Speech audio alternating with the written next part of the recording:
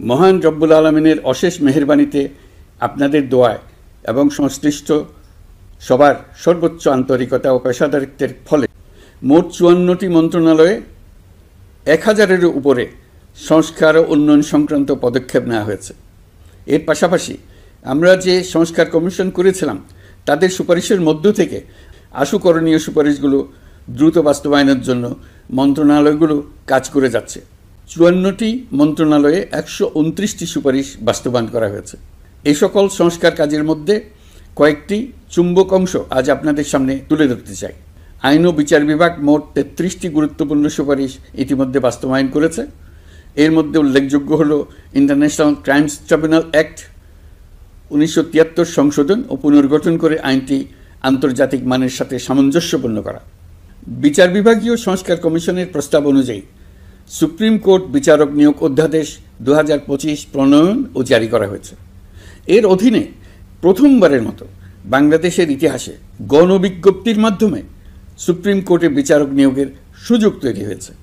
দেওয়ানি কার্যবিধির সংশোধন করা হয়েছে, যার ফলে এখন বাদীকে আর দিনের পর দিন সশরীরে আদালতে যেতে হবে না। এক একটি দেওয়ানি মামলা নিষ্পত্তি হতে আগে যত সময় লাগত, এই সংশোধনীর ফলে সময়সীমা অর্ধেকে কমিয়ে আনা সম্ভব হবে বলে আমরা মনে করছি। দেশের ১,০০০-এর বেশি অবকাঠামো এবং প্রতিষ্ঠানের নাম পলাতক প্রধানমন্ত্রীর বাবা, মা, ভাই, বোন, আত্মীয় স্বজনের নামে প্রতিষ্ঠিত করা হয়েছিল। তার মধ্যে ছিল সেনানিবাস, বিমানঘাঁটি, নৌবাহিনীর জাহাজ, মেগা সেতু, সড়ক, স্থাপনা, স্কুল, কলেজ, বিশ্ববিদ্যালয়, হাসপাতাল, গবেষণা কেন্দ্র, আরও বহু কিছু। এগুলো সব নাম পরিবর্তন করা হয়েছে। নারী ও শিশু নির্যাতন দমন আইন সংশোধন করা হয়েছে। প্রবাসী ভাই বোনদের অনেক দিনের দাবির পরিপ্রেক্ষিতে পাওয়ার অফ অ্যাটর্নি বিধিমালা সংশোধন করা হয়েছে।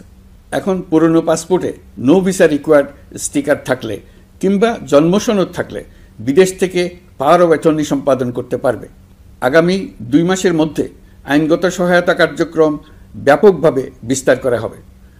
বছরে এখন গড়ে ৩৫,০০০ মামলা নিষ্পত্তি হয়। আমাদের লক্ষ্য এটিকে ২ লক্ষ মামলায় উন্নতি করা। মামলা দায়েরের ৪৮ ঘন্টার মধ্যেই যাদের বিরুদ্ধে মামলার কোনো ভিত্তি নেই তাদের বাদ দেওয়ার ব্যবস্থা করা হচ্ছে। আমরা সর্বোচ্চ চেষ্টা করেছি দেশের মানুষকে লুটপাটতন্ত্র থেকে বের করে আনতে। আপনারা জানেন, বিগত ১৬ বছরে উন্নয়নের নামে মেগা প্রকল্প নিয়ে কী পরিমাণ লুটপাট হয়েছে। মেগা প্রকল্পগুলো যেন হয়ে উঠেছিল মেগা ডাকাতির প্রকল্প। আমরা দায়িত্ব গ্রহণের পরপরই বিভিন্ন উন্নয়ন প্রকল্প পুনরায় মূল্যায়ন করে দেখেছি যে প্রায় সব প্রকল্পেই ভৌতিক ব্যয় ধরা হয়েছে। শুধুমাত্র সড়ক পরিবহন ও মহাসড়ক বিভাগ, সেতু বিভাগ, রেল মন্ত্রণালয়, বিদ্যুৎ বিভাগ, জ্বালানি ও খনিজ সম্পদ বিভাগ, এই 5টি বিভাগে ব্যয় সংকোচ করা হয়েছে ৪৬,৩০৮ কোটি টাকা। এই টাকা দিয়ে জ্বালানি খাতে সমস্ত বকেয়া মিটিয়ে দিয়ে বকেয়ার পরিমাণ শূন্যে নামিয়ে আনা হয়েছে। বৈদেশিক ঋণ পরিশোধ করে সব ধরনের ঋণের ফাঁদ থেকে বেরিয়ে আসা আমাদের অগ্রাধিকার। দেশে বিনিয়োগ বাড়ানো ও নতুন কর্মসংস্থান তৈরিতে আমাদের গুরুত্ব দিতেই হবে। তা না হলে এদেশকে আমরা যে স্থানে নিয়ে যেতে চাই সেখানে নিয়ে যাওয়া সম্ভব হবে না। বিনিয়োগ ও কর্মসংস্থানের ব্যাপারে রাজনৈতিক দল ও জনগণ আমাদের সর্বাত্মক সমর্থন করছেন। সকলের মধ্যে ব্যাপক আগ্রহ, কৌতূহল আমাদের অনুপ্রেরণা যোগাচ্ছে। সংশ্লিষ্টদের সঙ্গে আলোচনা করে বিনিয়োগ পরিবেশ উন্নত করতে 30টি মূল সংস্কার কাজকে অগ্রাধিকার দেওয়া হয়েছে এবং ইতিমধ্যে 18টি সুপারিশ বাস্তবায়ন করা হয়েছে। বিনিয়োগ বান্ধব পরিবেশ গড়ে তুলতে এবং দেশি বিদেশি শিল্প প্রতিষ্ঠানের মধ্যে সংযোগ সৃষ্টি করতে আমরা সর্বোচ্চ চেষ্টা করে যাচ্ছি। গত অক্টোবর হতে মার্চ পর্যন্ত নেট বিদেশি বিনিয়োগ এসছে মোট 756 মিলিয়ন মার্কিন ডলার, অর্থাৎ প্রায় ৯,২৪৭ কোটি টাকা। বাংলাদেশ ইনভেস্টমেন্ট সামিট ২০২৫-এ নির্দিষ্ট খাতভিত্তিক সেশনের মাধ্যমে ব্যবসায়ী চেম্বার, ব্যাংক ও বেসরকারি খাতের অন্যান্য অংশীদারদের মধ্যে আলোচনা হয়েছে। ইনভেস্টমেন্ট সামিটে বিদেশি বিনিয়োগকারীরা ও রাজনৈতিক দলগুলোর মধ্যেও আলোচনার জন্য আলাদা ব্যবস্থা রাখা হয়েছিল, যাতে করে পরবর্তীতে যে দলই ক্ষমতায় আসুক না কেন তারা যেন বিনিয়োগ বান্ধব বাংলাদেশ গড়তে নিজেদের প্রতিশ্রুতির কথা জানাতে পারেন। সম্প্রতি চীনের বাণিজ্যমন্ত্রী চীনের 100টি কোম্পানির প্রায় 150 বিনিয়োগকারী ও ব্যবসায়ী নিয়ে বাংলাদেশে এসছেন।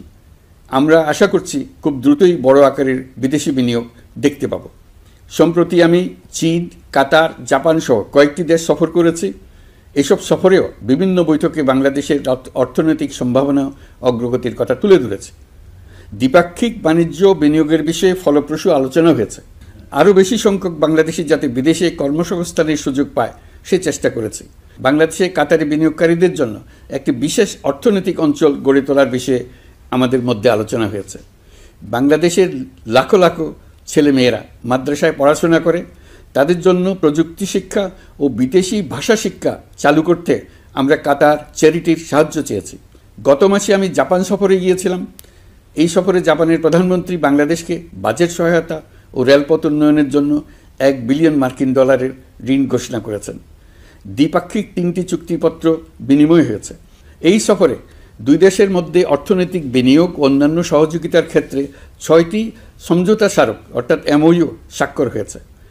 বাংলাদেশের কর্মশক্তির দক্ষতা বৃদ্ধি এবং জাপানে তাদের কর্মসংস্থান সহজতর করার লক্ষ্যে জাপানের সঙ্গে আমরা 2টি সমঝোতা স্মারকে স্বাক্ষর করেছি। জাপানের শ্রমিক সংকট রয়েছে। আমরা আগামী 5 বছরে জাপানে 1 লক্ষ কর্মী পাঠানোর চুক্তি সই করেছি। এর চাইতে আরও বেশি শ্রমিক ক্রমাগতভাবে পাঠানোর আয়োজন করে এসছে। প্রিয় দেশবাসী, 1971 সালে বাংলাদেশ স্বাধীন হওয়ার পর অর্থনৈতিকভাবে আমাদের যে উন্নতির শিখরে থাকার কথা ছিল, বিশ্বের কাছে মাথা উঁচু করে দাঁড়াবার কথা ছিল, সেই উচ্চতায় আমরা পৌঁছতে পারিনি। আমরা চাই বাংলাদেশ দক্ষিণ এশিয়ার অর্থনৈতিক প্রাণকেন্দ্র হিসেবে প্রতিষ্ঠিত হোক। এই কারণে বিনিয়োগ পরিষেবার উন্নয়নের পাশাপাশি বন্দরের সক্ষমতা বাড়াতে উদ্যোগ নিয়েছি। এটা করা সম্ভব না হলে দেশের কোটি কোটি মানুষের বেকারত্ব ঘুচবে না, অর্থনৈতিক সংকট রয়েই যাবে। চট্টগ্রাম বন্দর নিয়ে অনেকের মধ্যে কৌতূহল তৈরি হয়েছে। মাঝে মাঝে এমন কথাও শুনেছি যে এই বন্দর বিদেশিদেরকে নাকি দিয়ে দেওয়া হচ্ছে। আমি আগেও জানিয়েছি, চট্টগ্রাম বন্দর হলো বাংলাদেশের অর্থনীতির হৃৎপিণ্ড। বর্তমানে এই হৃৎপিণ্ড অতি দুর্বল। এখন যে অবস্থায় আছে সেই অবস্থায় তাকে রেখে দিলে আমাদের অর্থনীতিকে সামনে এগিয়ে নিয়ে যাওয়া সম্ভব হবে না। এই হৃৎপিণ্ডকে বড় করতে হবে, মজবুত করতে হবে, সুঠাম করতে হবে। তা করতে হলে বহু উদ্যোগ গ্রহণ করতে হবে, অভিজ্ঞদের সাহায্য লাগবে। আমরা যাদের সঙ্গে যোগাযোগ করেছি তারা বন্দর ব্যবস্থাপনায় বিশ্বের সেরা, সবচেয়ে অভিজ্ঞ। তারা ইউরোপ, কানাডা, অস্ট্রেলিয়া, চীন, দক্ষিণ কোরিয়া, ভারত, পাকিস্তান, তুরস্ক, মধ্যপ্রাচ্য ও আফ্রিকা সহ বিশ্বজুড়ে বন্দর পরিচালনা করে। তাদের কাজ বন্দর ব্যবস্থাপনা। আমাদের লক্ষ্য হলো বন্দর ব্যবস্থাপনার কাজ যত তাড়াতাড়ি সম্ভব তাদের কাছ থেকে শিখে নেওয়া। আমি গ্যারান্টি দিয়ে বলতে পারি, যদি 31 সালের মধ্যে আমরা বন্দরের কাজ শিখে ফেলি, এর পরবর্তী 5 বছরে অর্থাৎ 36 সালের মধ্যে পৃথিবীর যত দেশে যত বন্দর এই কোম্পানিগুলো চালায় তাদের বহু বন্দর এই বাংলাদেশিরাই পরিচালনা করবে। আপনারা যে বন্দরেই পা দেবেন দেখবেন সেখানে বাংলাদেশিরা আছেন। বহু লোকের কর্মসংস্থান হবে, বহু লোকের উপরে ওঠার সুযোগ হবে। তাদের নিজেদের প্রয়োজনেই তারা আমাদের চাকরি দেবে। আগে যে কোনো জাহাজে চড়লে দেখতাম জাহাজের নাবিক চট্টগ্রামের কিংবা সিলেটের। বন্দরের কাজ একবার শিখে নিতে পারলে ভবিষ্যতে আমরা যে বন্দরে যাব না কেন দেখব সেখানে চট্টগ্রাম, নোয়াখালী, সিলেট আর বরিশালের লোক, বাংলাদেশের লোক। আমাদের বন্দর যদি আধুনিক হয় তা শুধু বাংলাদেশের অর্থনীতিতেই ভূমিকা রাখবে না, বরং আমরা নেপাল, ভুটান সহ পার্শ্ববর্তী সকল দেশের অর্থনীতিতে ইতিবাচক ভূমিকা রাখতে সক্ষম হব। এই বন্দরই হবে অঞ্চলের অর্থনীতির সমৃদ্ধির চাবিকাঠি। কুমিরা থেকে টেকনাফ পর্যন্ত নানা বন্দরের কর্মচাঞ্চল্যে সমগ্র উপকূল অঞ্চল দক্ষিণ এশিয়ার একটি গুরুত্বপূর্ণ অর্থনৈতিক প্রাণকেন্দ্র হিসেবে প্রতিষ্ঠিত হবে। এই পুরো অঞ্চলে অনেকগুলো শিল্পাঞ্চল গড়ে উঠবে শুধু সমুদ্রের সান্নিধ্য এবং তার ব্যবহারের দক্ষতার কারণে। তার সঙ্গে গড়ে উঠবে আরেকটি নতুন শিল্প, আধুনিক পদ্ধতিতে সমুদ্রে মাছ পালন, আহরণ ও প্রক্রিয়াজাতকরণের শিল্প। এটি আরেকটি নতুন জগৎ সৃষ্টি করবে। এই ব্যাপারে আমরা আমাদের বন্ধু দেশগুলোর সঙ্গে আলোচনা শুরু করেছি এবং তারা উৎসাহ সহকারে সাড়া দিয়েছেন। বন্দর ব্যবস্থাপনার জন্য আমরা যাদেরকে আনছি তারা পৃথিবীর যেসব দেশে কাজ করে সেসব কোনো দেশেরই সার্বভৌমত্ব, জাতীয় নিরাপত্তা হুমকির মুখে পড়েনি। আমি দেশবাসীর প্রতি আহ্বান জানাই, আপনারা নিজেদেরকে ভিত্তিহীন বিরোধিতা এবং অপপ্রচারের শিকার হতে দেবেন না। অন্তর্বর্তীকালীন সরকারের বন্দর ব্যবস্থাপনার উদ্যোগে আপনাদের দৃঢ় সমর্থন অব্যাহত রাখুন। যারা বিরোধিতা করছে তাদের প্রতিহত করুন। আপনারা জানেন আমাদের দেশে এখন 12 লক্ষ রোহিঙ্গা বসবাস করছে। প্রায় 1 লাখ রোহিঙ্গা এসছে 2023 সাল থেকে 2024 সালের সেপ্টেম্বর সময়কালে, যখন রাখাইন রাজ্যে ব্যাপক যুদ্ধাবস্থা বিরাজ করছিল। সেখানে চলমান সংঘাত ও মানবিক পরিস্থিতির কারণে এখনও অনেকে আসতে চেষ্টা করছেন। রোহিঙ্গাদের বাংলাদেশে আসা বন্ধ করতে এবং যারা ইতিমধ্যে বাংলাদেশে অবস্থান করছেন তাদের প্রত্যাবাসনের জন্য আমরা উদ্যোগ নিয়েছি। আমরা যখন দায়িত্ব গ্রহণ করেছিলাম তখন রোহিঙ্গা ইস্যুটিকে প্রায় মৃত অবস্থায় পেয়েছিলাম। আন্তর্জাতিক এজেন্ডা থেকে ইস্যুটি ঝরে পড়েছিল। সেই অবস্থা থেকে আমরা ইস্যুটিকে বিশ্ববাসীর দৃষ্টির সম্মুখভাবে নিয়ে আসতে পেরেছি। আমি গত বছর সেপ্টেম্বর মাসে জাতিসংঘ সাধারণ পরিষদে রোহিঙ্গা বিষয়ক একটি আন্তর্জাতিক সম্মেলন অনুষ্ঠানের আহ্বান জানিয়েছিলাম। আপনারা জেনে খুশি হবেন, জাতিসংঘের সকল সদস্য রাষ্ট্র এই বিষয়ে একমত হয়েছেন এবং তারা একটি উচ্চ পর্যায়ের আন্তর্জাতিক সম্মেলন আয়োজনের সিদ্ধান্ত নিয়েছে। এই বছর সেপ্টেম্বর মাসে যুক্তরাষ্ট্রের নিউ ইয়র্কে এই সম্মেলনটি অনুষ্ঠিত হবে। একই সাথে রোহিঙ্গাদের প্রত্যাবাসনের জন্য আমরা আন্তর্জাতিক জনমত গঠন করতে পেরেছি। গত মার্চ মাসে বাংলাদেশ সফরে এসে জাতিসংঘের মহাসচিব অ্যান্টোনিও গুতেরেস পরিষ্কারভাবে ঘোষণা করেছেন যে মিয়ানমারে প্রত্যাবাসনই রোহিঙ্গা সমস্যার একমাত্র সমাধান। প্রত্যাবাসনের বিষয়ে আরেকটি বড় অগ্রগতি হচ্ছে মিয়ানমার সরকার কর্তৃক প্রত্যাবাসনযোগ্য রোহিঙ্গাদের সর্বপ্রথম তালিকা ঘোষণা। গত এপ্রিল মাসে ব্যাংককে বিমস্টেক সম্মেলনের সাইডলাইনে আলোচনার সময় মিয়ানমার সরকার প্রথমবারের মতো 1,80,000 রোহিঙ্গা প্রত্যাবাসনযোগ্য বলে ঘোষণা করেছে। রোহিঙ্গাদের প্রত্যাবাসনে ও আমাদের সীমান্তের নিরাপত্তা নিশ্চিত করতে মিয়ানমারের সরকার সহ সেখানকার বিদ্রোহী গোষ্ঠীর সাথে আনুষ্ঠানিক ও অনানুষ্ঠানিক যোগাযোগ রাখা হচ্ছে। আমরা যত দেশেই সফর করেছি সব দেশেই রোহিঙ্গা সংকট মোকাবেলায় রাষ্ট্রীয় নেতা ও সরকারের প্রতিনিধিদের সঙ্গে আলোচনা করেছি, তাদের সহযোগিতা চেয়েছে। তারা ইতিবাচকভাবে আমাদের আহ্বানে সাড়া দিয়েছেন। জাতিসংঘের মহাসচিব গত মার্চ মাসে ঢাকা সফরকালে রাখাইন রাজ্যে মানবিক বিপর্যয়ের মোকাবেলার জন্য একটি ত্রাণ চ্যানেলের প্রস্তাব করেছিলেন। তিনি বলেছিলেন এই প্রস্তাবটি রোহিঙ্গাদের প্রত্যাবাসনে সহায়ক হবে। বিষয়টি প্রস্তাব পর্যায়ে রয়ে গেছে। আমরা লক্ষ্য করেছি রাখাইনের জন্য বাংলাদেশ করিডোর দিয়ে দিয়েছে বলে একটা অপপ্রচার চালানো হচ্ছে। আমি সুস্পষ্টভাবে বলছি, এটা সর্বৈব মিথ্যা। এটা চিলে কান নিয়ে যাওয়ার গল্প। যারা অসত্য কল্পকাহিনী বানিয়ে বাংলাদেশের মানুষকে ক্রমাগত বিভ্রান্ত করে অশান্তি সৃষ্টিতে নিয়োজিত, এটা তাদেরই শিল্পকর্ম। আপনারা এ বিষয়ে হুঁশিয়ার থাকবেন, কোনোভাবেই বিভ্রান্ত হবেন না। এসব অপপ্রচার সত্ত্বেও আমরা লক্ষ্যচ্যুত হব না। এই জটিল সমস্যাটি সমাধানে আমাদের কাজ চালিয়ে যাব। প্রিয় দেশবাসী, আগামী মাসে জুলাই গণ অভ্যুত্থানের বছর পূর্ণ হবে।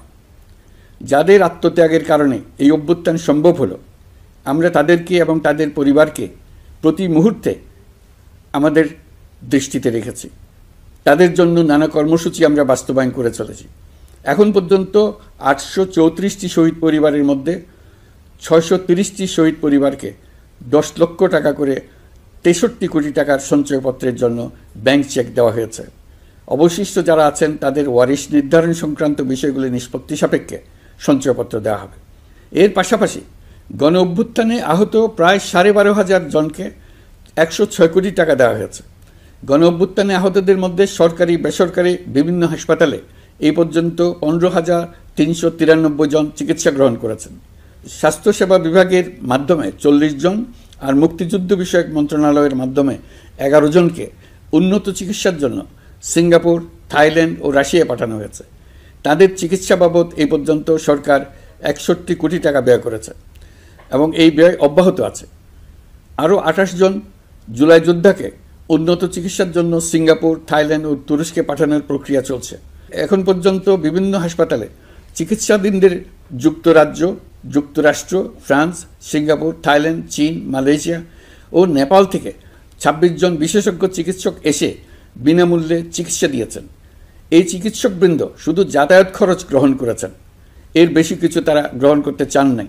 আমরা তাদের প্রতি কৃতজ্ঞ। এই পর্যন্ত শহীদ পরিবারগুলোকে সঞ্চয়পত্র প্রদান, আহত ব্যক্তিদের চিকিৎসা ও ও চেক প্রদান বাবদ সরকার মোট 285 কোটি টাকা ব্যয় করেছে। প্রিয় দেশবাসী, আমি শুরু থেকেই বলেছি, পতিত স্বৈরাচার বাংলাদেশকে যেভাবে ধ্বংসস্তূপ বানিয়েছে, সেখান থেকে নতুন করে যাত্রা শুরু করতে হলে ন্যূনতম 3টি আবশ্যিক কাজ সম্পন্ন করতে হবে। প্রথমত, বিচার ও জবাবদিহিতা প্রতিষ্ঠার উদ্যোগ দৃশ্যমান করে তোলা। দ্বিতীয়ত, রাষ্ট্রের গণতান্ত্রিক পুনর্গঠন ও প্রাতিষ্ঠানিক কাঠামোর সংস্কার সাধনে প্রয়োজনীয় ঐক্যমত ও পথনকশা তৈরি করা। তৃতীয়ত, একটি অবাধ, সুষ্ঠু ও শান্তিপূর্ণ নির্বাচন আয়োজন করে ক্ষমতা হস্তান্তরের গণতান্ত্রিক প্রক্রিয়া সম্পন্ন করা। এই লক্ষ্যে ধ্বংসপ্রাপ্ত নির্বাচন ব্যবস্থাকে স্থায়ীভাবে সংস্কার করা। এই 3টি ম্যান্ডেট হচ্ছে দেশবাসীর সাথে আমাদের চুক্তি। 24-এর শহীদের রক্তে ভেজা এই চুক্তি আপনাদের সার্বিক সমর্থন, আস্থা ও সহযোগিতা নিয়ে এবং পতিত শক্তি ও তার দোসরদের সৃষ্ট সকল বাধা বিপত্তিকে পরাভূত করে আমরা সম্মিলিতভাবে বাস্তবায়ন করতে সক্ষম হব বলে আমার দৃঢ় বিশ্বাস। গত বছর জুলাই-আগস্ট মাসে সংঘটিত হত্যাযজ্ঞ সহ বিগত 16 বছরের গুম খুন নির্যাতনের সত্য উদ্ঘাটন এবং আর্থিক খাতের সীমাহীন দুর্নীতি, অনিয়ম ও অপরাধের বিচার প্রক্রিয়া আমরা শুরু করেছি। মানবতা বিরোধী অপরাধের বিচারের জন্য আন্তর্জাতিক অপরাধ ট্রাইব্যুনাল গঠনের পর প্রসিকিউশন টিম গঠন ও তদন্ত কর্মকর্তা নিয়োগের পাশাপাশি বিচারিক কার্যক্রম পরিচালনা প্রক্রিয়াধীন ছিল। যত দ্রুত সম্ভব বিচার কাজ শুরুর ব্যাপারে আমরা আশাবাদী ছিলাম। আপনারা জানেন, জুলাইয়ে সংঘটিত হত্যাযজ্ঞের বিচার ইতিমধ্যে শুরু হয়ে গেছে। বিচার কাজ যেন দ্রুত গতিতে সম্পন্ন হয়, সেজন্য সরকারের পক্ষ থেকে যত রকম সহযোগিতা প্রয়োজন আমরা তা দিচ্ছি। বিচারের জন্য আন্তর্জাতিক অপরাধ ট্রাইব্যুনালের এজলাস কক্ষ ডিজিটাল প্রযুক্তিতে সমৃদ্ধ করা হয়েছে। ইতিহাসে প্রথমবারের মতো কোনো বিচার পর্ব আদালতের অনুমতিক্রমে সরাসরি কিংবা রেকর্ডকৃত পদ্ধতিতে গণমাধ্যমে প্রচারিত হচ্ছে। আমরা বিশ্বাস করি এতে করে বিচার বিভাগের প্রতি মানুষের আস্থা বাড়বে, বিচার নিয়ে অপপ্রচার বন্ধ হবে। প্রসিকিউশন বলছে, বিগত সরকার পতনের পর তাদের আজ্ঞাবহ ব্যক্তিরা বিভিন্ন গুরুত্বপূর্ণ সাক্ষ্য প্রমাণ বিনষ্ট করার চেষ্টা করেছে। থানা, হাসপাতাল সহ গুরুত্বপূর্ণ স্থানের দলিলপত্র পুড়িয়ে বা লুকিয়ে নষ্ট করার চেষ্টা করা হয়েছে। বিভিন্ন অপরাধমূলক স্থাপনার আকার, আকৃতি, দেয়াল ইত্যাদি ভেঙে এবং বিকৃত করে প্রমাণ লুকানোর চেষ্টা করা হয়েছে। বিভিন্ন ডিজিটাল এভিডেন্স যেমন ভিডিও, অডিও, ইন্টারনেট ডেটা, যেগুলো ডিলিট বা ধ্বংস করার চেষ্টা করা হয়েছে, তদন্ত কর্মকর্তারা সর্বাধুনিক প্রযুক্তি ব্যবহার করে সেগুলো রিকভার এবং রেস্টোর করার কাজ করছেন। এই কাজে আমরা দেশবাসীর কাছেও সহযোগিতা কামনা করছি। স্বৈরাচারী সরকারের আমলে গত 16 বছরে রাজনৈতিক ভিন্নমত দমনের জন্য বিপুল সংখ্যক মানুষকে গুম করা হয়েছিল। এই মানুষগুলোকে এমন সব বন্দিশালায় আটকে রাখা হয়েছিল যাদের কোনোটির আয়তন ছিল মাত্র 3 ফিট বাই 3 ফিট। গুমের ঘটনা তদন্ত ও এই ভয়াবহ অপরাধের সঙ্গে যারা জড়িত তাদের বিচারের জন্য একটি স্বাধীন গুম সংক্রান্ত কমিশন নিরলসভাবে কাজ করে যাচ্ছে।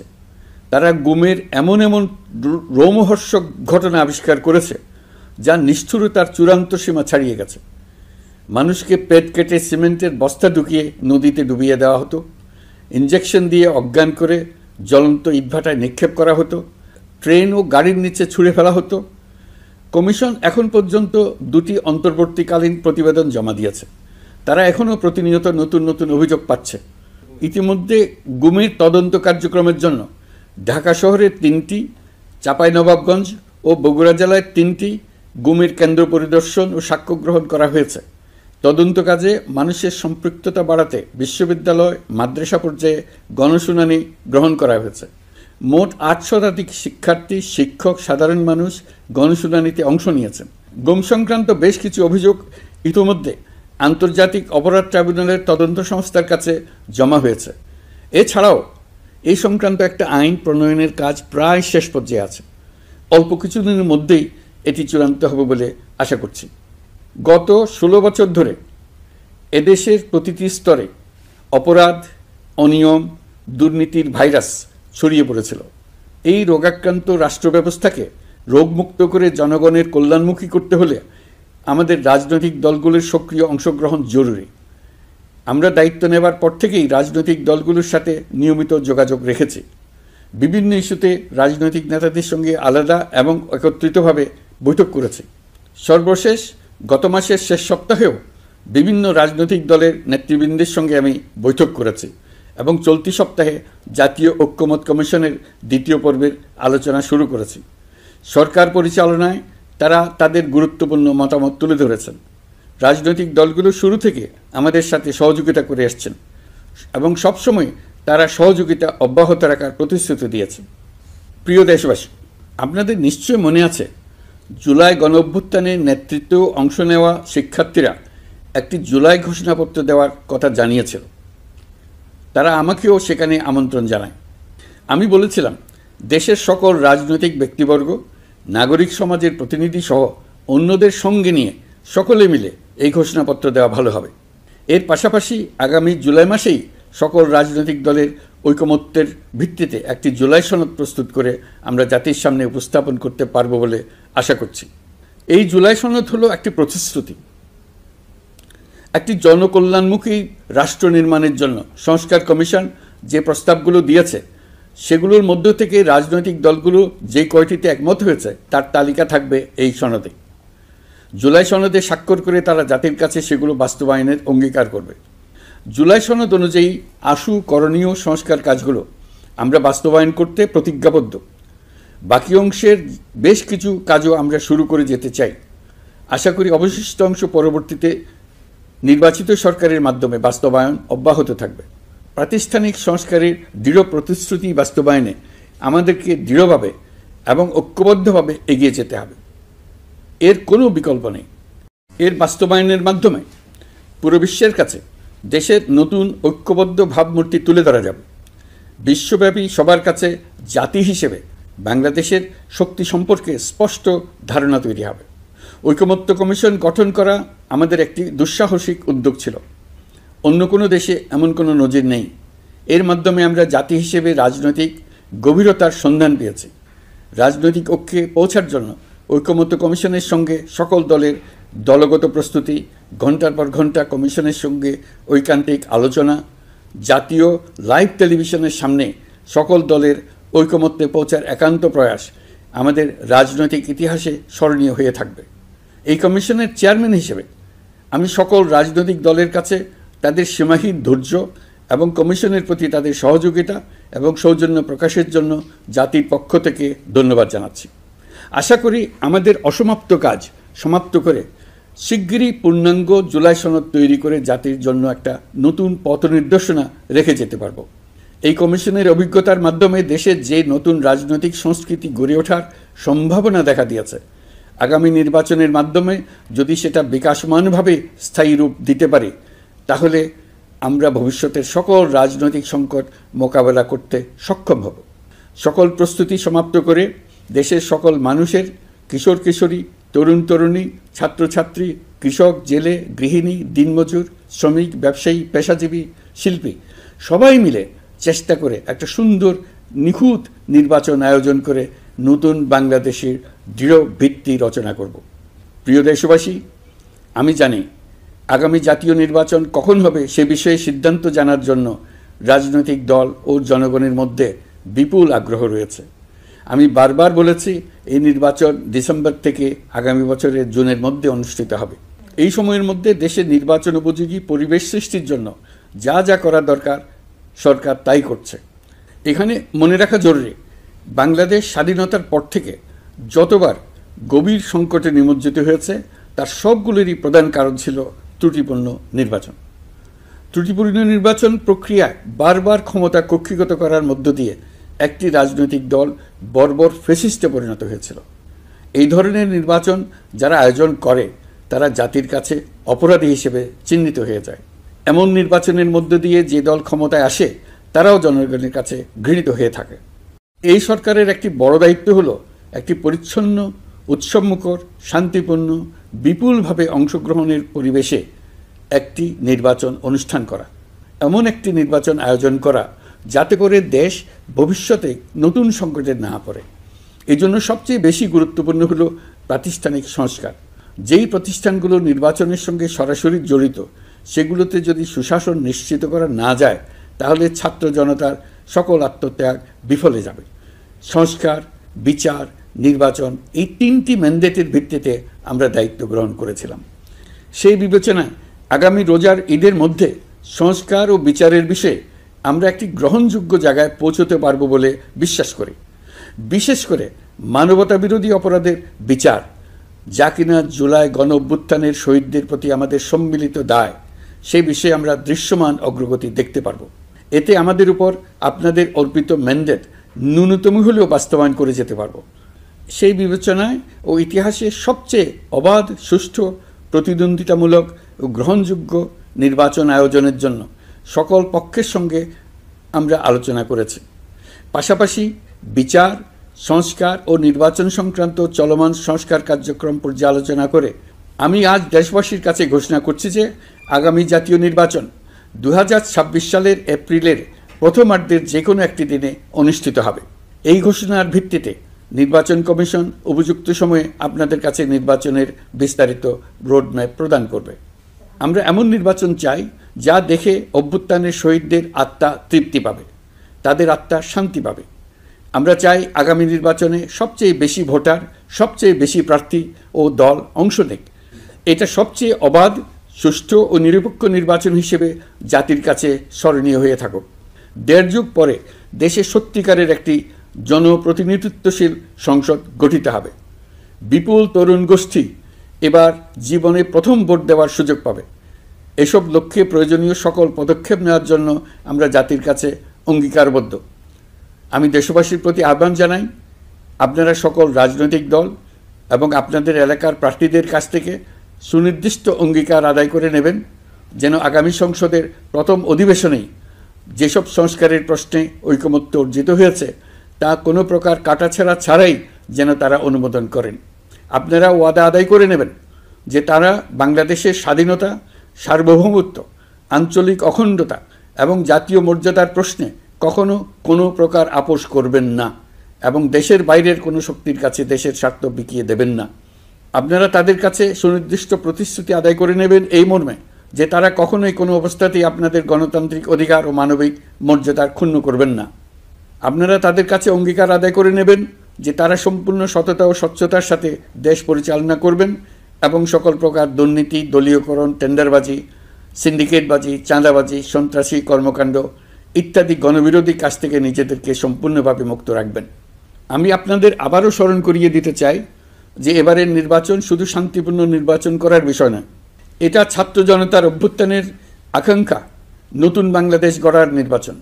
এই নির্বাচনে পরিচিত দলগুলিই থাকবে, তাদের পরিচিত মার্কাগুলিই থাকবে, কিন্তু ভোটারকে বের করে আনতে হবে যে এই মার্কার পেছনে আপনার কাছে ভোট প্রার্থীরা কে কতটুকু নতুন বাংলাদেশ গড়ার জন্য প্রস্তুত, কে কতটা প্রতিজ্ঞাবদ্ধ। আমরা যারা এই নির্বাচনে ভোটার হব তারা অত্যন্ত সৌভাগ্যবান এবং সৌভাগ্যবতী। আমরা একটা অনন্য ঐতিহাসিক ভূমিকা পালনের সুযোগ ও দায়িত্ব পাচ্ছি। আমরা জাতির নতুন যাত্রাপথ তৈরি করে দেওয়ার দায়িত্ব পাচ্ছি। আমরা নতুন রাজনৈতিক সংস্কৃতি সৃষ্টির মহান সুযোগটা পাচ্ছি। আমাদের সুচিন্তিত ভোটের মাধ্যমেই নতুন বাংলাদেশ নির্মিত হবে, শহীদদের রক্তদান সার্থক হবে। আশা করি বিষয়টা নিয়ে চিন্তাভাবনা করেই সবাই ভোট কেন্দ্রে যাব এবং দৃঢ়প্রত্যয়ে ভোট দেব। এখন থেকে ভাবনা চিন্তা শুরু করুন, আলোচনা শুরু করুন। এখন থেকে আপনাদের ভোটের গুরুত্বটা বুঝে নিন। আপনার এবারের ভোটের গুরুত্ব ঐতিহাসিক মানদণ্ডে দেখা হবে। প্রিয় দেশবাসী, আমাদের সবসময় মনে রাখতে হবে পতিত ফ্যাসিবাদ ও তার দেশি বিদেশি দোসররা নতুন বাংলাদেশ গড়ার সম্মিলিত প্রচেষ্টাকে পদে পদে বাধাগ্রস্ত করার চেষ্টা চালিয়ে যাচ্ছে। তারা নানামুখী অপপ্রচারে লিপ্ত। তারা সবসময় চাইবে জুলাই অভ্যুত্থানের মাধ্যমে তৈরি হওয়া জাতীয় ঐক্যের শক্তিকে পরাভূত করতে, গণতান্ত্রিক আকাঙ্ক্ষা বাস্তবায়নের প্রচেষ্টাকে লাইনচ্যুত করতে এবং বাংলাদেশকে পুনরায় করায়ত্ত করতে। আমি আগেও বলেছি, আজ আবারও বলছি, আমরা একটা যুদ্ধ অবস্থায় আছি। এখন আমাদের একতাবদ্ধ থাকতে হবে যে কোনো মূল্যে। পরাজিত শক্তি এবং তাদের সহযোগীরা ওত পেতে বসে আছে আমাদের ছোবল মারার জন্য, আমাদের অগ্রযাত্রাকে রুখে দেওয়ার জন্য। আমরা তাদের কিছুতেই এই সুযোগ দেব না। আসুন আমরা আমাদের সম্মিলিত প্রচেষ্টায় প্রিয় মাতৃভূমির স্বাধীনতা, সার্বভৌমত্ব, আঞ্চলিক অখণ্ডতা ও জাতীয় মর্যাদার বিরুদ্ধে যে কোনো আঘাত প্রতিহত করার উদ্দেশ্যে প্রতিরোধের ঐক্যবদ্ধ সুদৃঢ় প্রাচীর গড়ে তুলি। প্রিয় দেশবাসী, মহান আল্লাহ আমাদের সহায় হন। আল্লাহ হাফেজ।